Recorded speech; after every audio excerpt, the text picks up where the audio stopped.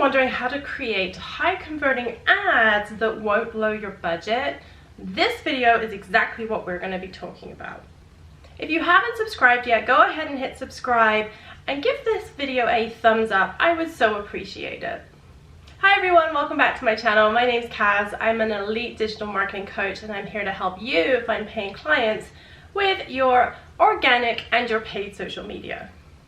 Okay, so let's get into the details of a high converting ad. Now, typically a funnel, you're running lots of different ads. You're running ads to a cold audience, warm audience, and a hot audience. In this video, I'm going to give you tips for running ads to a hot audience. And if you want more clarification on what the heck I've just talked about, I totally get it. Leave me a comment below and I will be happy to explain what in the heck I just talked about. Essentially, it's the outline for a funnel, but we can definitely get more into that in a different video. Now, when you are running ads to your hot audience, so people that know you, they've heard of you, maybe they've watched a video or they follow you on Instagram, you are more likely to convert those people as opposed to people who have never heard of you. So that's why it's not necessarily recommended, depending on the business you have and the product you have, to just run ads that would be better for a hot audience to a cold audience. So I'm going to talk more about, okay, they know you, they've heard of you, they've seen you, they've watched some videos, they follow you on Instagram, maybe they're on your email list. This is what we're going to run to convert these people, because ultimately you have to get this right, otherwise you won't sell anything with anything. Okay, so let's talk about those ads and how to get them to convert your warm audience or hot audience into people who are going to buy from you.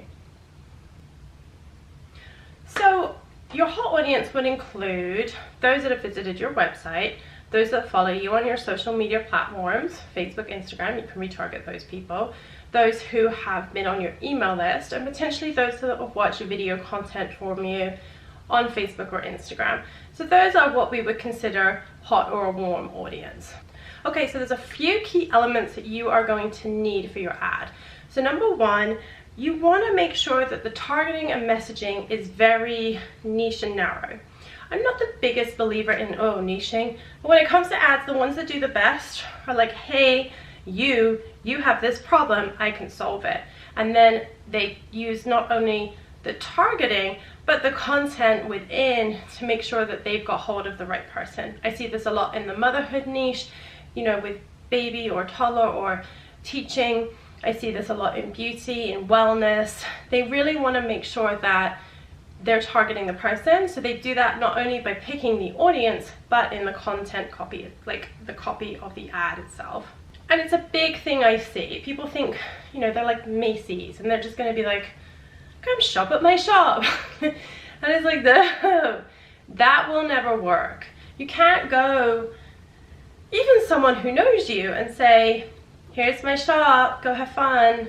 I see it so often and people wonder why it doesn't work. It doesn't work because it's way too broad. People don't know what they want. You kind of have to let them know. If you have seasonal products, that's a great thing to come out. Right now we're in fall and people are selling their fall stuff, and that's what you want to be seeing. I don't want to be seeing spring stuff right now. I want to be seeing fall stuff. I want that implanted in my head, like, oh yeah, you're right, it's fall. I really need this, this, this, this, and this. So don't run these ads that encourage people to just like, oh, casually browse through. No, people do not have the time. They want like, hey, you, this is for you. Okay, so keep it niche, keep it targeted, keep it very specific. Number two kind of builds off from number one, and it's you want to make sure that your copy really speaks to the pain points and identifies exactly what you're solving. In product-based businesses, I hear this a lot, that like, well, I sell clothes. What pain point does someone really have? But you have to really ask and dig deep with that. Clearly, people are buying clothes because they want to look cute and they want something fun, fashionable that feels and looks good on their body. It's a whole bunch of pain points right there.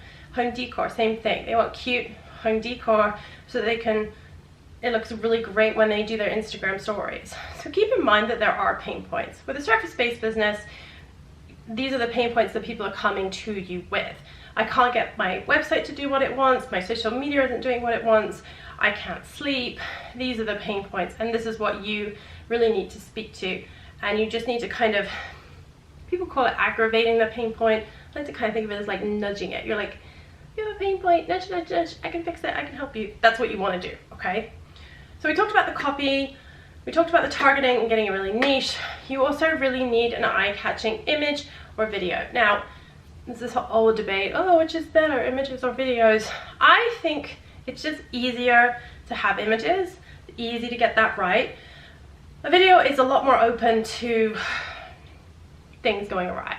With a video, you really need to hook the person very quickly. If you're not great at video or you're not great at producing video, I don't want that to hold you up from doing what you have to do. I think it's easier to get an image right than it is a video. With Dynamic Creative and Facebook ads, you can give Facebook the images and the video and let it figure out which is working better. So keep that in mind if you're going on the fence and you're going back and forth between the two. But you want to make it eye-catching, you want to make sure it stands out, you want to make sure it grabs the attention, you want to portray that the solution and the lifestyle of which you're kind of inviting people into is applicable to the people you're targeting. So those are definitely 3 things I would say that you really need to make sure you've got locked up when it comes to making sure that your ads convert people really well. Now look, I want to know, what tactics do you use to convert your audience? Let me know in the comments below and let's get a conversation going and help everybody with this.